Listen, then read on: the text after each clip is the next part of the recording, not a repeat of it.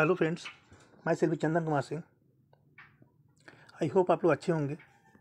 बहुत ज़्यादा टाइम बीत गया, फिर भी कुछ वैसा अपडेट तो है नहीं। फ़िलहाल आप लोग देख ही रहे हैं जॉब का क्या कहानी है। कितना भी मेहनत कर लीजिए, जॉब ही नहीं है तो आदमी करेगा क्या। मतलब हमको ये समझ में नहीं आता है कि जो लड़का 4 साल मेहनत करता है, 4 साल मेहनत करने के बाद उसके हाथ में 20,000 रुपये का जॉब नहीं है। ऐसा तो नहीं है कि लड़का पढ़ा नहीं, मेहनत नहीं किया, वो सब किया, लेकिन फिर भी आज के डेट में जॉब का बहुत बुरा हाल है। तो ऐसे में किया क्या जाए, ऐसे में क्या करना चाहिए। लड़का पूरा टाइम अपना दे दिया, कहीं जॉब ही नहीं है तो वो करेगा क्या। तो ऐसे में मेरे पास एक दूसरा सॉल्यूशन ये है कि जो बंदा जॉब कर रहा है वो तो ठीक है, लेकिन जो बंदा जॉब नहीं कर रहा है, दोनों के लिए, जो जॉब कर रहा है उसके लिए भी ये बहुत ही इम्पोर्टेंट है कि आप लोग स्टॉक मार्केट से जुड़ जाइए। ये आपको सेकेंडरी इनकम का बढ़िया रिसोर्स है। प्लानिंग मेरा रहेगा, एग्जीक्यूशन आप लोग का। आप लोग इसको अच्छे से समझ सकते हैं क्योंकि आप लोग टेक्निकल बैकग्राउंड के हैं और इसमें वैसा कुछ खास नहीं होता है। सिर्फ इसमें 2 वेरिएबल है, एक है प्राइस और दूसरा है टाइम। प्राइस टाइम के साथ कैसे वैरी करता है, कैसे चेंज करता है, इसी को आपको प्रिडिक्ट करना है सिर्फ। और इन्वेस्टमेंट जो है वो पूरा, जब ये पूरा क्रिस्टल क्लियर हो जाए उसके बाद ही करना है, उससे पहले नहीं करना है। सबसे पहले इसको अच्छे से समझना है ये होता क्या है। जब उतना टाइम आदमी दे सकता है, 4 साल दे सकता है मैकेनिकल में या फिर कोई दूसरा इंजीनियरिंग में, तो हमको नहीं लगता है कि इसमें काहे नहीं दे सकता है। इसमें 1 महीना तो दे ही सकता है। 1 महीना के बाद अगर ये दिखता है कि ये आपको पर मंथ उससे कहीं ज़्यादा दे सकता है, तो फिर ये तो ज़्यादा बेहतर है ना उससे। आदमी मैकेनिकल पढ़ा काहे के लिए, इंजीनियरिंग किया क्यों। इसमें बहुत स्कोप है, बहुत ज़्यादा पोटेंशियल है। और मेरा रिसर्च यही कहता है कि इससे बेहतर नहीं है फाइनेंशियल फ्रीडम के लिए, इससे बेहतर रास्ता हो ही नहीं सकता है। लेकिन बशर्ते इसको आपको समझना पड़ेगा पूरे अच्छे तरीके से। आखिर स्टॉक मार्केट है क्या, होता क्या है, यहाँ पे किस चीज़ का एक्सचेंज होता है। स्टॉक मार्केट जो है उसको आप ऐसे समझ सकते हैं कि यहाँ पर जो कंपनीज़ है, कंपनी का के शेयर को हम लोग खरीदते और बेचते हैं। यहाँ पर इसमें बहुत ज़्यादा पोटेंशियल है, बशर्ते आप इसको अच्छे से समझ सकते हैं। तो अगर इस चार्ट को, तो हमको नहीं लगता है चार्ट को समझना बहुत ज़्यादा डिफ़िकल्ट है। हाँ, डिफ़िकल्ट है क्योंकि आपको प्रिडिक्ट करना है, फ्यूचर को प्रिडिक्ट करना है। पास्ट के हिस्ट्री को देखते हुए फ्यूचर को हमको प्रिडिक्ट करना होता है। अब कहानी यहाँ पर यह है कि स्टॉक मार्केट में जो इंडिया का टॉप कंपनीज़ है, इंडिया का जो भी कंपनी लिस्टेड है स्टॉक मार्केट में, उसके अंदर ट्रेड होता है। मतलब ख़रीदा और बेचा जाता है शेयर को। ठीक है, इंडिया में 2 एक्सचेंजेस है, एनएससी और बीएससी। एक है नेशनल स्टॉक एक्सचेंज दिल्ली में और एक है बॉम्बे स्टॉक एक्सचेंज मुंबई में। यहाँ पर हर एक दोनों एक्सचेंजेस में कुछ कंपनी लिस्टेड है। अप्रोक्स 5,000 के अप्रोक्स आपका कंपनी लिस्टेड है आपका एनएससी में, और 20,000 के करीब आपका लिस्टेड है बीएससी में। इन कंपनीज़ में आपको इन्वेस्ट करना है, या तो शॉर्ट टर्म के लिए या तो लॉन्ग टर्म के लिए। यदि आप चार्ट को अच्छे से समझते हैं, क्या होने वाला है अभी ये समझते हैं, तो आप उसमें एंट्री लीजिए। एंट्री लेने के बाद आप प्रॉफिट बुक कीजिए, कहानी ख़त्म। एक पर्टिकुलर पॉइंट आपका स्टॉप लॉस होगा। ये सारा बात हम लोग डिस्कस करेंगे धीरे धीरे। फ़िलहाल मेरे हिसाब से इससे बेहतर विकल्प हो ही नहीं सकता। सेकेंडरी इनकम के लिए बहुत अच्छा विकल्प है। अगर हम बात करें, जो लड़का बैंगलोर में या फिर हैदराबाद में जॉब करता है, तो वो लोग म्यूचुअल फंड में इन्वेस्ट करता है, कहीं ना कहीं इन्वेस्ट करता है ताकि सेकेंडरी इनकम आ सके। अब उन लोग के लिए यदि वो चार्ट को समझता है तो वो खुद क्यों नहीं इन्वेस्ट कर सकता है। अगर समझता है इस बात को तो खुद से भी तो इन्वेस्ट कर सकता है। वो नहीं समझता है इस बात को क्योंकि ये उसके फील्ड से बाहर का बात है, इसलिए वो लोग म्यूचुअल फंड में इन्वेस्ट करता है, वो सेफ़ है। और चूँकि पैसा डालना है, पैसा रिस्क है, और स्टॉक मार्केट में इंडिया में कहा जाता है कि ये गैम्बलिंग है, सीधा बात है, गैम्बलिंग है।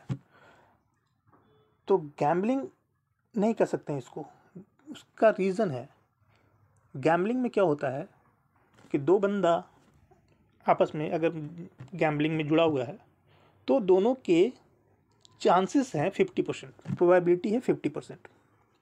यहाँ पर हम जो प्लान बताने वाले हैं वो प्लान आपको 100% के अप्रोक्स ला के खड़ा कर देगा। मतलब 10 आउट ऑफ 10 ट्रेड आपका प्रॉफिटेबल होगा, एक भी ट्रेड लॉस में नहीं कटेगा। और अगर ऐसा होगा, जो कि पॉसिबल नहीं लगता है, सुनने में तो नहीं लगता है, लेकिन ये है, हो सकता है, मैथमेटिकली इसको किया जा सकता है और वो हमेशा होता है। आज नहीं, हम शुरुआत से इसको टेस्ट करेंगे अंत तक। शुरुआत से हर एक दिन का डेटा देखते हुए हम अंत तक कि कब कब ट्रेड हमको मिला, और अगर मिला तो क्या 10 आउट ऑफ 10 पॉसिबल है, ये सारा बात हम लोग यहाँ पर डिस्कस करेंगे। फिलहाल ट्रेडिंग करने के लिए आपको सबसे पहले डीमैट अकाउंट होना ज़रूरी है। अब इंडिया में बहुत सारा डीमैट अकाउंट खोला जा सकता है। डीमैट अकाउंट मतलब ब्रोकर बहुत सारा है इंडिया में। वहाँ पर जैसे आप बैंक अकाउंट खोलते हैं वैसे ही आप डीमैट अकाउंट खोल सकते हैं डिफरेंट डिफरेंट ब्रोकर के पास। जो टॉप का ब्रोकर है इंडिया में अभी, वो है आपका जीरोधा है, एंजल वन है, या फिर एल ब्लू वगैरह वगैरह है। तो हम तो ये कहेंगे किसी भी एक दो में आप अपना अकाउंट खोल सकते हैं। बैंक अकाउंट में आप पैसा रखते हैं, डीमैट अकाउंट में आपका स्टॉक रखा जाएगा। जो आप स्टॉक खरीदिएगा वो आपका डीमैट अकाउंट में रहेगा। वो डीमैट अकाउंट से के थ्रू एक्सचेंजेज में जाता है। एक्सचेंजेज में जिससे आप खरीदे हैं या बेचे हैं उसके बीच एक्सचेंज होता है, और वो आपके डीमैट अकाउंट से ही, मतलब वो ब्रोकर ही आपका सारा कुछ संभालता है।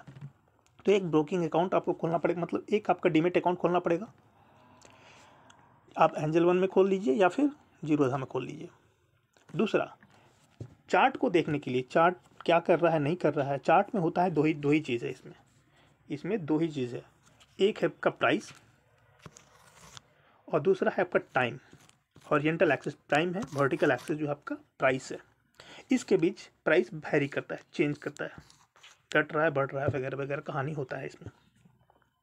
अब अगर हम बात करें कि इंडिया में अगर दो एक्सचेंज है, दोनों एक्सचेंज में डिफरेंट डिफरेंट कंपनी लिस्टेड है, तो हमको किस एक्सचेंजेस में काम करना है, तो आप किसी में भी काम कीजिए, वो दोनों प्रोवाइड करवाता है। कोई भी डीमैट अकाउंट है वो दोनों एक्सचेंजेस में आपका ट्रेडिंग करवाता है। हम ये कहेंगे जब तक आप क्रिस्टल क्लियर नहीं हो जाए पूरा पिक्चर, चार्ट को अच्छे से समझ जाइए, चार्ट क्या कहता है ये समझ जाइए, दिखता है आपको कि नहीं इसमें ग्रोथ है, अच्छा ग्रोथ है, तो आप मिनिमम से शुरू कीजिए, मैक्सिमम तक जा सकते हैं, कोई लिमिट नहीं है। आदमी आज के डेट में ऐसा बंदा हमको दिखा है जो एक दिन का करोड़ रुपया बना रहा है। अब सोचो, एक दिन का 1 करोड़ कौन सा नौकरी देता है आज के डेट में। मैं ये नहीं कह रहा हूँ कि 1 करोड़ आप आज ही कमाना शुरू कर दोगे, लेकिन हाँ, इस चार्ट के बारे में आप पढ़ लीजिए। 4 साल वहाँ पढ़ सकते हैं, तो यहाँ तो कुछ दिन तो पढ़ा ही जा सकता है। और इसमें आपका मेहनत तो कुछ नहीं, मेरा मेहनत लगा हुआ है पूरा। ये 4 साल से हम बैकग्राउंड में थे, वो सिर्फ और सिर्फ रिसर्च चल रहा था। ऐसा कोई भी कोर्स बचा नहीं है वर्ल्ड का जो कि हम देखे नहीं हैं, और देखने के बाद फाइनल रिजल्ट जो है वो आपके सामने है। इसको आप, जो भी वीडियो हम डालते हैं उसको आप देखिए, समझिए, और उसको देखने समझने की कोशिश कीजिए कि आगे जो हम बता रहे हैं वैसा होता है या नहीं होता है। उसके बाद अगर ऐसा होता है तो मिनिमम से शुरू कीजिए, मैक्सिमम तक जाइए। ये है मेरा प्लान। अब कहानी यहाँ पर ये है कि हमको ट्रेड कहाँ करना है। तो आप चार्ट देखने के लिए ट्रेडिंग व्यू ऐप इंस्टॉल कर लीजिए, गूगल प्ले स्टोर में मिल जाएगा। ट्रेडिंग व्यू ऐप इंस्टॉल कीजिएगा तो वो ऐसा ही दिखेगा। इसमें यहाँ पर देख सकते हैं कि कुछ इंडेक्सेस है। ये इंडेक्स क्या होता है, ये इंडेक्स है, बैंकिंग इंडेक्स है, इसको बोलते हैं इंडिया में हम लोग बैंक निफ्टी। ये इंडिया के टॉप 10 बैंक का कलेक्शन है। मतलब टॉप 10 बैंक कैसा परफॉर्म कर रहा है उस सारे के ग्राफ को अगर कंबाइन कर दें तो वो जो बैंक निफ्टी का वो ग्राफ बनेगा, एक पर्टिकुलर ग्राफ बनेगा। मतलब डिफरेंट वेव को वेव आप कर सकते हैं, डिफरेंट डिफरेंट वेव को आप ऐड कर दीजिए तो एक वेव बना, वो वेव जिसको हम बैंक निफ्टी कहते हैं, वो ग्राफ जो बैंक निफ्टी कहलाता है।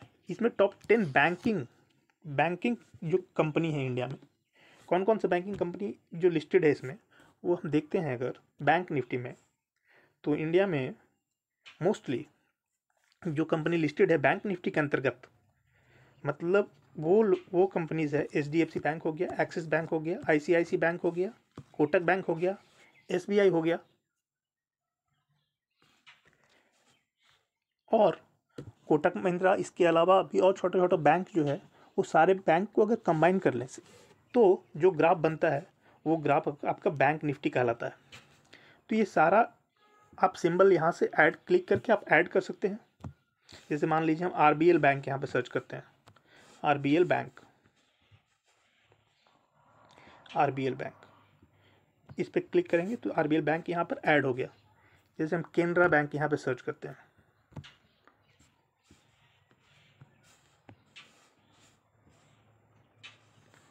कैनरा बैंक, कैन बैंक,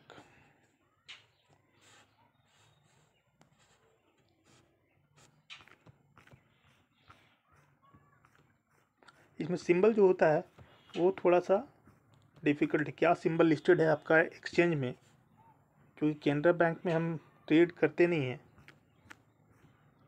उसका सिंबल कैनरा बैंक, कहाँ गया कैनरा बैंक, यहाँ पे। तो ये सारा बैंक का अपना अपना, हर एक का अपना अपना ग्राफ है। किस तरह से इसमें, जैसे मान लीजिए HDFC का उठा लिए हम, तो HDFC का किस तरह से ये वैरी करता है, आप यहाँ पर गौर कीजिए। ये जो चार्ट है आपका 45 मिनट का चार्ट लगा हुआ है ये, इसमें 45 मिनट के चार्ट का मतलब ये होता है कि इसमें प्राइस जो मूव कर रहा है, एक कैंडल जो है या कैंडल के फॉर्म में मूव करता है। इसमें ये कैंडल जो है, एक कैंडल जो है वो 45 मिनट का कैंडल है, दूसरा कैंडल भी है 45 मिनट का, तीसरा कैंडल भी है 45 मिनट का। इस तरह से हर एक कैंडल को मिला करके जैसे जैसे टाइम बीतता है वैसे वैसे उसका प्राइस कैसे कैसे चेंज करता है, उसको कैंडल के फॉर्म में रिप्रेजेंट किया गया है। इसको हम लोग डिस्कस करेंगे कैंडल क्या होता है वगैरह वगैरह बाद में। फिलहाल आप लोग के लिए सिंपल ये है कि अगर हम इसको लाइन चार्ट में कन्वर्ट कर दें तो ज़्यादा आपको समझ में आएगा, क्योंकि आप टेक्निकल बैकग्राउंड के हैं तो समझ में आता है। हॉरिजॉन्टल एक्सिस आपका टाइम है, वर्टिकल एक्सिस आपका प्राइस है, वो किस तरह से आपका चेंज करता है। तो ये HDFC का ग्राफ है। सपोज कीजिए कोई बंदा इस पर्टिकुलर पॉइंट पे खरीदा, ठीक है, 1450 रेट था उसमें जब वो खरीदा, और ख़रीदने के बाद उसको वो 1500 के अप्रोक्स बेच दिया, तो यहाँ पर उसको 50 रुपीज़ का प्रॉफिट हो गया। ठीक है, इस तरह से वो खरीद सकता है और जब मन तब उसको बेच सकता है। तो जैसे जैसे टाइम बीतेगा वैसे वैसे आप समझते जाइएगा कि एक्चुअल में ये किस तरह से वर्क करता है, ये ग्राफ आखिर मूव क्यों करता है। रीज़न है, हर एक चीज़ के पीछे रीज़न है, बिना रीज़न के मैं कुछ नहीं बताता। और जब इसीलिए आपको कह रहे हैं कि ये सारा बात आपको क्रिस्टल क्लियर हो जाएगा कि क्यों मूव कर रहा है प्राइस, कहाँ तक जाएगा प्राइस, ऊपर नीचे क्यों नहीं आएगा, नीचे आएगा तो क्यों नहीं आएगा, और ऊपर जाएगा तो क्यों जाएगा। रीज़न है, हर एक चीज़ का रीज़न है, वो प्रॉपर रीज़न बताया जाएगा।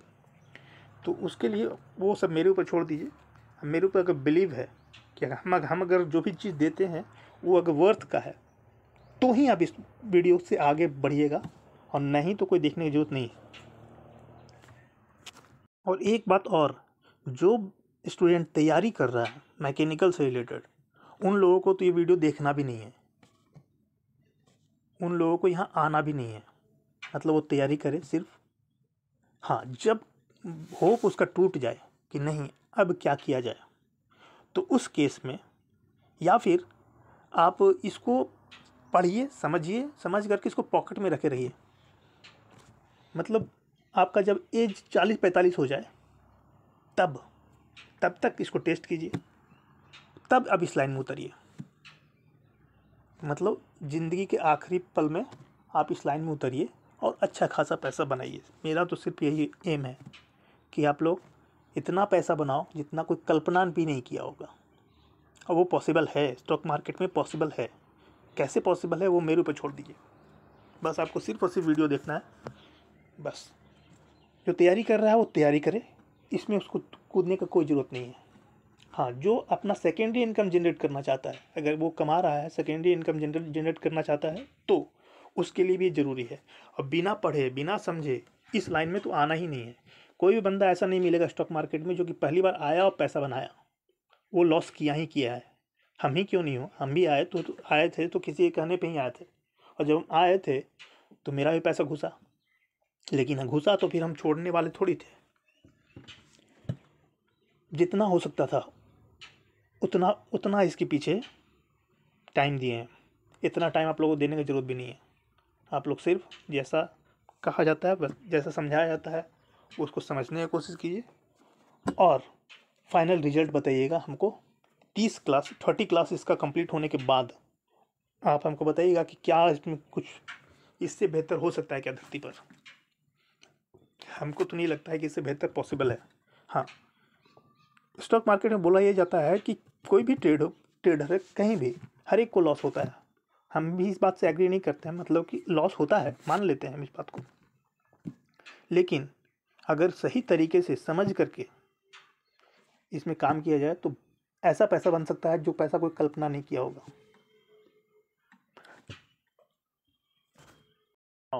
अभी तक हम लोग बताए हैं, अभी तक यही बात किए हैं कि जो इन सारे बैंक का जो कलेक्शन है, उस कलेक्शन को हम लोग कहते हैं बैंक निफ्टी। तो बैंक निफ्टी जो हो गया वो आपका इंडेक्स हो गया, और ये सारा बैंक उसका कंपोजिट हो गया, मतलब इसी कंपोजिट से मिलकर के ये बैंक निफ्टी बना है। तो बैंक निफ्टी को हम लोग इंडेक्स कहते हैं। सिमिलरली इसी तरह से आप बात कीजिए इंडिया के टॉप 50 कंपनी, इंडिया के टॉप 50 कंपनी को आपस में मिला दिया जाए तो जो इंडेक्स बनता है उसको बोलते हैं हम लोग निफ्टी 50। तो एक निफ्टी 50 और एक बैंक निफ्टी। निफ्टी 50 में क्या होता है, इंडिया के टॉप 50 कंपनी को आपस में मिला दिया जाए, रिलायंस हो गया, अडानी हो गया, वगैरह वगैरह, सारे कंपनी को अगर मिला दिया जाए तो हर एक का इंडिविजुअल ग्राफ जैसा होगा, उस सारे ग्राफ को कंबाइन करके एक ग्राफ जो बनेगा उसको हम लोग बोलते हैं निफ्टी 50। निफ्टी 50 के अंतर्गत ये सारा स्टॉक आपका आएगा, ये कहीं भी आपको मिल जाएगा। एनएससी के वेबसाइट पे भी सारे स्टॉक का लिस्ट आपको मिल जाएगा। सारा स्टॉक यहाँ पर मान लीजिए आ गया आपके पास। अब मान लीजिए अडानी पावर का बात हम करें तो अडानी पावर का रेट जो चल रहा है वो 283 के अप्रोक्स अभी चल रहा है, ठीक है। फॉर द टाइम बिंग अगर आपको लगता है कि यहाँ से प्राइस ऊपर जाएगा, वो तभी लगेगा जब आप पूरी बात को समझिएगा। सारा कंसेप्ट क्लियर हो जाने के बाद आपको समझ में आएगा कि प्राइस ऊपर जाने वाला है या नहीं जाने वाला है, और जाने वाला है तो कब जाने वाला है और कितना जाने वाला है, ये सारा बात क्लियर होगा। और अब अगर आपको लगता है कि इस पर्टिकुलर प्राइस से मार्केट ऊपर जाने वाला है तो आप इसके कुछ क्वांटिटी को आपके मतलब कैपेसिटी के अनुसार खरीद करके छोड़ दीजिए। वो जब बढ़ेगा तो एक पर्टिकुलर पॉइंट पर आप उसको निकाल दीजिए। कोई दिमाग नहीं लगाना है, मतलब इसको जिसको कुछ भी चार्ट के बारे में नहीं पता ना, वो भी अगर इस प्राइस को सिर्फ देख रहा है, 295 का प्राइस चल रहा है और इस प्राइस को देख रहा है, और वो देखता है कि 2 महीने के बाद ये प्राइस 150 के अप्रोक्स पहुँच गया, तो उस बंदे को कुछ समझ में नहीं आता है। लेकिन फिर भी अगर वो 150 में ख़रीदता है और ख़रीद के छोड़ देता है, क्योंकि ये चीज़ आज उसको 150 में मिल रहा है, लेकिन 2 महीने पहले इसी का रेट अप्रोक्स 300 के करीब था, 400 के करीब था, तो ये घूम करके वहाँ तक जाएगा, ऊपर जाना ही है इसको। और कोई भी स्टॉक जो है, स्टॉक कोई भी कंपनी है, कंपनी का वैल्यू धीरे धीरे समय के अनुसार बढ़ता है।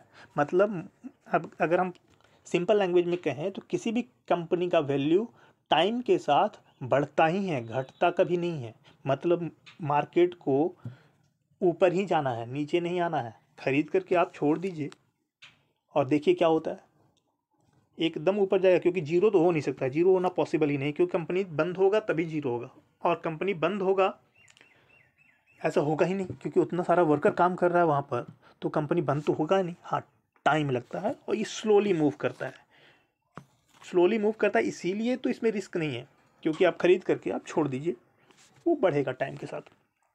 तो कोई रिस्क ही नहीं है इसमें। अगर अगर प्राइस नीचे गया तो भी रिस्क नहीं है, नीचे गया तो 100, अगर 150 से 100 पहुंच गया मान लीजिए, तो वहाँ पर हम और खरीदेंगे, क्योंकि हम जान रहे हैं कि अल्टीमेटली इसको ऊपर ही जाना है। तो जब हम 150 में खरीदे और फिर हम 100 में खरीदे, तो दोनों मिला करके जो बीच का प्राइस हो गया वो 125 का हो गया। मतलब 125 में हम इसको खरीदे हैं और उसके बाद ये ऊपर जाता है, ऊपर जाता है। आप जितना होल्ड कर सकते हैं इसको, जब तक आपको लगे कि अब इसमें अब ऊपर नहीं जाएगा, बहुत ऊपर आ गया है, तब उसमें आप निकाल दीजिए। तो इसमें कोई रिस्क ही नहीं है। लेकिन हम बात कर रहे हैं हाईली रिस्की गेम का। हम गेम जो खेलेंगे वो बहुत ही हाईली रिस्की गेम रहेगा, लेकिन उसमें भी प्रोबेबिलिटी मेरे फेवर में रहेगा और 10 आउट ऑफ 10 गेम मेरे फेवर में रहेगा, इस बात का भी गारंटी लेना है हमको। वो भी मेरे ऊपर आप छोड़ दीजिए। फिलहाल अभी तक हम लोग जो देखें उसमें 2 इंडेक्स के बारे में बात की है हम लोग। एक है आपका बैंक निफ्टी और दूसरा है आपका निफ्टी। यही 2 इंडेक्स में ट्रेडिंग होता है, मोस्टली ट्रेडिंग होता है। ये इस इंडेक्स में CNX IT में ट्रेड नहीं होता है। मतलब ये कलेक्शन है IT का जो स्टॉक है इंडिया में, विप्रो हो गया, TCS हो गया, वगैरह वगैरह का जो कलेक्शन है उसको बोला जाता है CNX IT। लेकिन ट्रेड मोस्टली जो इंडेक्स में ट्रेडिंग होता है वो होता है बैंक निफ्टी और निफ्टी के अंतर्गत। सेंसेक्स जो है वो बॉम्बे स्टॉक एक्सचेंज के अंतर्गत जो भी कलेक्शन है 200 कंपनीज का, उन 200 कंपनी के कलेक्शन को सेंसेक्स बोलते हैं। ये भी एक इंडेक्स है, लेकिन ये लिस्टेड है आपका BSE में, और बैंक निफ्टी ये सारा लिस्टेड है आपका NSE में। मेरा मेन टारगेट ये है कि आप चार्ट को अच्छे से देख करके समझ लीजिए, चार्ट क्या कहता है। चार्ट को समझने में फोकस कीजिए, क्योंकि चार्ट में जैसे मान लीजिए बैंक निफ्टी के चार्ट में हम लोग गए, तो बैंक निफ्टी के चार्ट में 2 ही वेरिएबल है। यहाँ पर आप गौर कीजिएगा, 2 ही वेरिएबल है। एक वेरिएबल है जिसको हम लोग बोलते हैं प्राइस, और दूसरा वेरिएबल है जिसको हम लोग बोलते हैं टाइम। अगर इसको डेली टाइम फ्रेम में हम कन्वर्ट कर दें, अभी 45 मिनट का टाइम फ्रेम है, इसको अगर हम डेली टाइम फ्रेम में कन्वर्ट करें तो एक कैंडल जो होगा वो एक दिन का होगा। अगर ये लाइन चार्ट है तो लाइन चार्ट ये जो है आपको ये बताता है कि जून में प्राइस आपका ये था अप्रोक्स 32,000 के करीब, और अभी जो इसका प्राइस है वो आपका 42,000 के करीब है। अगर इसी चार्ट को अगर हम कैंडल के फॉर्म में कन्वर्ट कर दें, कैंडल क्या होता है, क्यों कैंडल के फॉर्म में हम लोग यूज़ करते हैं, उसका रीज़न है प्रॉपरली। कैंडल में क्या होता है नहीं होता है उसको हम लोग नेक्स्ट क्लास में डिस्कस करेंगे, वो ज़्यादा अच्छे से समझ में आएगा। फिलहाल आप इतना ही समझिए इसमें अभी के डेट में कि प्राइस ऊपर जाता है तो ग्रीन कैंडल बनता है, नीचे आता है तो रेड कैंडल बनता है। अब जितना बॉटम में आप खरीदिए, टॉप में आपको बेचना है। और इससे रिलेटेड कोई भी क्वेश्चन हो कमेंट कीजिए। आज के लिए इतना ही, नेक्स्ट क्लास में हम लोग मिलेंगे।